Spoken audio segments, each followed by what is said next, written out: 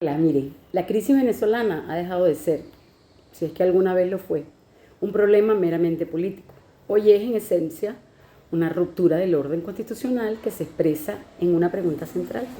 ¿Qué ocurre cuando el poder se niega a reconocer las categorías jurídicas que lo limitan? La situación derivada de la ausencia de Nicolás Maduro obliga a examinar con rigor los artículos 233 y 234 de la Constitución de 1999, no como retórica, sino como normas operativas que definen la legitimidad del poder. La conclusión o la Constitución es clara. La ausencia absoluta implica elecciones. El artículo 233 establece taxativamente las causales de la falta absoluta del presidente: muerte, renuncia, destitución, incapacidad permanente, abandono del cargo o revocatoria popular. Y más importante aún, fija una consecuencia inequívoca: ante la falta absoluta durante los primeros 4 años del periodo, deben convocarse elecciones en un plazo de 30 días. No se trata de una opción política, es un mandato constitucional. Por su parte, el artículo 234 regula las faltas temporales. El vicepresidente puede suplir al presidente por un máximo de 90 días, prorrogables por otros 90 días, tras lo cual corresponde a la Asamblea Nacional decidir si se configura una falta absoluta, o sea, a través de un acuerdo político. Es decir, la Constitución venezolana no admite zonas grises indefinidas, pues toda ausencia prolongada debe resolverse como absoluta o cesar. La ausencia forzosa es una categoría inexistente, que frente al marco normativo cerrado del 233 y 234, que desde el poder controlado por el régimen ha introducido una figura ajena a la Constitución. Esta categoría no existe, no está en el 233 ni en el 234, no tiene desarrollo legal ni jurisprudencial previo. En términos estrictos es una construcción ad hoc para evitar la activación de las consecuencias constitucionales. Lo que se ha hecho es sustituir una tipología jurídica por una narrativa política. Si la ausencia no encaja, se inventa una nueva categoría. Pero en derecho constitucional, lo que no está previsto no puede producir efectos institucionales. Mientras tanto, la Asamblea Nacional y el TCJ omiten deliberadamente pronunciarse. Esto es grave. El punto crítico no es solo la ausencia del presidente, sino la negativa de declararla. Ya lo hizo de facto la Fuerza Armada, cuando la reconoció. Entonces, la Constitución asigna roles claros. La Asamblea debe calificar situaciones como el abandono del cargo y el Tribunal Supremo de Justicia participa en supuestos como la incapacidad permanente.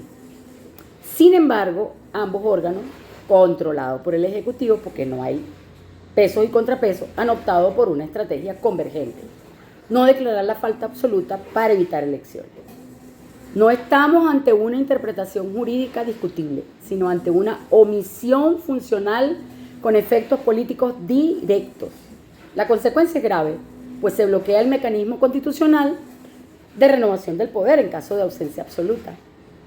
Otra tesis descabellada que asumen algunos normalizadores es que para evitar un vacío de poder es necesaria la continuidad administrativa.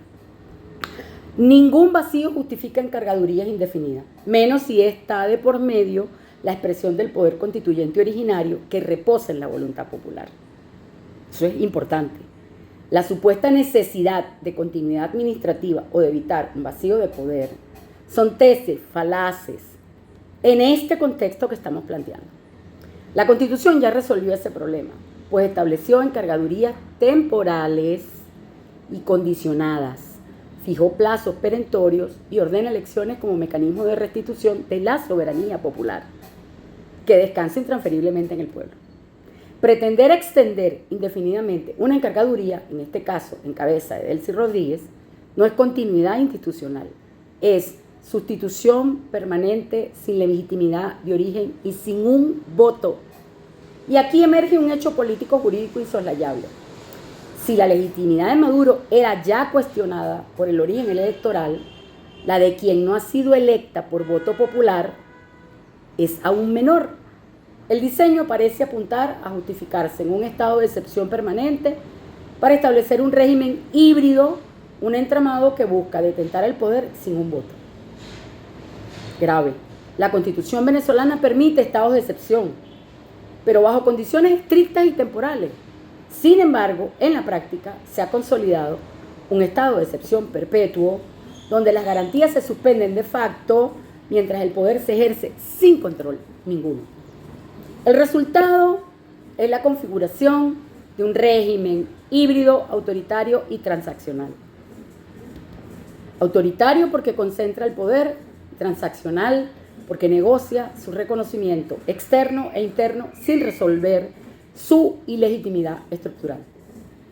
Todo ello ocurre en el marco de la desaparición de los contrapesos. Eso ya lo venimos diciendo. Pues el problema no es solo la interpretación de los artículos 233 y 234, es la inexistencia de un sistema de pesos y contrapesos, un CNE que no tiene credibilidad, un TCJ que no tiene credibilidad. Porque cuando el Ejecutivo controla la Fiscalía, la Defensoría, el TCJ y de facto la Asamblea Nacional, porque además el presidente de la Asamblea Nacional es su hermano, hay un conflicto de intereses, el principio republicano colapsa. La reciente designación de autoridades en estos órganos confirma que no existe independencia, sino una alineación orgánica con el Ejecutivo. Ahora bien, el problema electoral es más complicado, pues sin árbitro no hay elección, porque incluso si se acepta la convocatoria electoral como salida, surge un obstáculo determinante, la falta de condiciones. El Consejo Nacional Electoral ha sido acusado de avalar procesos sin transparencia, mientras que el Tribunal Supremo de Justicia ha validado resultados sin publicación desagregada y completa y sin auditoría creíble de los resultados.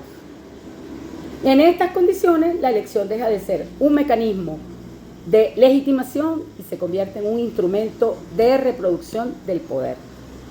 Entendamos eso.